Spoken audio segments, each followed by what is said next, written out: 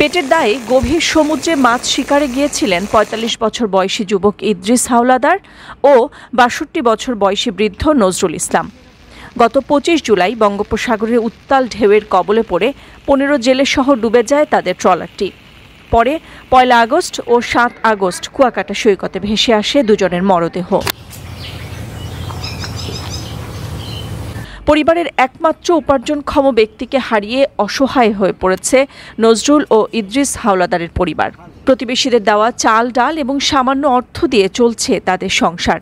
তবে ট্রলার মালিক ও সরকারিভাবে মিলছে না কোনো সাহায্য। এতে করে দুঃখ দুর্দশায় দিন কাটছে দুই পরিবারে। আমার তো একটা গার্জিয়ান নাই যে দেখবে, বা আমার যে একটা গার্জিয়ান নাই খুঁজবে, কেনা করবে। ডাঙর একটা ছেলে নাই, আজ একটা ছেলে থাকতে তারপরে খুঁজিয়ে আনতে, আজ তো একটা ছেলে নাই যে খুঁজিয়ে আনবে। কেনা দেবে আমার কামাই করিয়া, কেনা আনলে দেবে আমার ঘরে বাজার সদাই, কেনা দেবে আমার চাল পাতা আনলে, আমার বাইরে এক করে জায়গা জমি নাই। আমাদের একটু দেখতে আসে না, আমরা যে কিভাবে চলি তা আমাদের দেখতে আসে না। আমার আম্মা অসুস্থ হয়ে পড়ছে, আমার ছোট ভাই অসুস্থ হয়ে পড়ছে, তাকে আমরা চিকিৎসা করবো তেমন আমাদের কোনো আর্থিক নাই যে আমরা চিকিৎসা দিলাম। এমন করুণ অবস্থা পটুয়াখালীর উপকূলের হাজারো পরিবারের। প্রতি বছর সমুদ্রে মাছ শিকারে গিয়ে প্রাণ হারান শত শত জেলে। অনেক জেলে বছরের পর বছর নিখোঁজ থাকে, যাদের লাশটুকুও পান না পরিবার।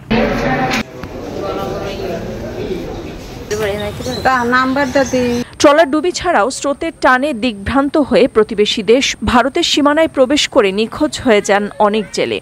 এদের পরিবারকে বয়ে বেড়াতে হয় অনিশ্চয়তা, শোক আর দারিদ্রতা। এত ঝুঁকি জেনেও পেটের দায়ে প্রতিদিন হাজার হাজার জেলে সমুদ্রে গিয়ে মাছ শিকার করেন। আমরা সাগরে মাছ ধরতে যাই, যাওয়ার পরে ঝড়ে তো বললে বোট ডুবে যায়, ডুবে যাওয়ার পরে আমরা তো সাগরে ভাসি। যদি সাগরে ভাসি, যদি সরকারিভাবে কোনো জাহাজটা উদ্ধার করা হয় তাহলে তো আমাকে ভালো হয়, নাহলে আমরা সাগরে ডুবে মরি। আর যদি কোনো বোট পাশে থাকে আমাকে উদ্ধার করা হয়। সাগরে পড়ার পর আমাদের অবস্থা খুবই খারাপ হয়ে যায়। সেক্ষেত্রে আমরা সরকারিভাবে কোনো সহযোগিতা পাই না। আমাদের যদি পাশে কোনো বোট থাকে সেই বোটে উঠিয়ে নেয়, বা অন্য জেলে বাইরে থাকলে তারা তুলে নেয়, কিন্তু সরকারিভাবে কোনো কিছুই আমরা পাই না উদ্ধারের জন্য। ট্রলার নিয়ে গভীর সাগরে মাছ শিকার করেন উপকূলের অনেক জেলে। অধিকাংশ ট্রলারেই নেই লাইফ জ্যাকেট ও লাইফ বয়া।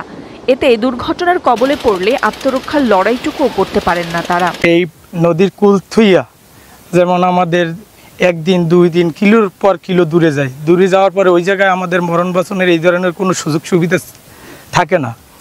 এমনকি বাংলাদেশ নৌবাহিনী বা বাহিনীর দ্বারা কোনো কিছু যে বর্ডার গার্ড বা এই আমাদের বয়ার যে লাইন, এই লাইনগুলো যে আমাকে যে কোনো একটা নিরাপত্তা দেবে, এই ধরনের কোনো কিছু পরিস্থিতি আমাকে নেই।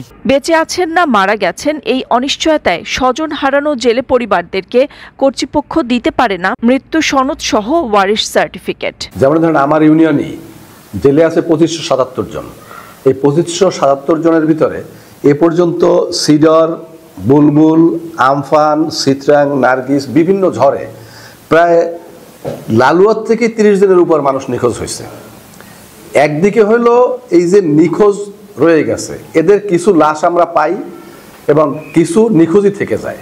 তা লাশ যেটা পায় সেটার আপনি যেটা বলছেন যেটা আমরা ইচ্ছা করলে তাদেরকে মৃত্যু সনদ দিতে পারি। কেন এখন আপনি জানেন যে এই সময়ে বা বর্তমানে প্রেক্ষাপটে মৃত্যু সনদ একটা বিশাল ব্যাপার। তাদের সম্পত্তির উত্তরাধিকারী, তাদের যে কোনো কাজে এটা লাগেই। কিন্তু যারা নিখোঁজ থাকে, যাদের লাশ পাওয়া যায় না, তাদেরকে কিন্তু আমরা আসলে মৃত্যু সনদ দিতে পারি না। মৎস্য অধিদপ্তরের মহাপরিচালক জানান, নিবন্ধিত জেলেদের কেউ সমুদ্রে মাছ শিকারে গিয়ে দুর্ঘটনার কবলে পড়ে নিখোঁজ হলে তাদেরকে ৫০,০০০ টাকার অনুদান দেওয়া হয়। ১৭ লক্ষ আমাদের নিবন্ধিত জেলে রয়েছে।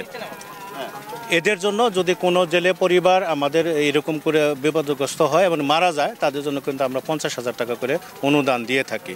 তো এরকম তথ্য যদি আমাদের কাছে আসে, আজকেও আসে, কালকেও আসে, তাহলে কিন্তু আমরা সহজেই এটা আমরা দিতে পারি। এটুকু আমাদের বর্তমানে উদ্যোগ রয়েছে। প্রতি বছর বঙ্গোপসাগরে মাছ শিকারে গিয়ে হাজারো জেলে নিখোঁজ হলেও সঠিক পরিসংখ্যান নেই মৎস্য বিভাগের কাছে। নিখোঁজ জেলেদের মধ্যে শুধু সরকারি নিবন্ধিত কিছু জেলে পরিবার নামমাত্র অনুদান পেলেও বাকিরা তাও পান না। নিউজ ডেস্ক, সারা বাংলা।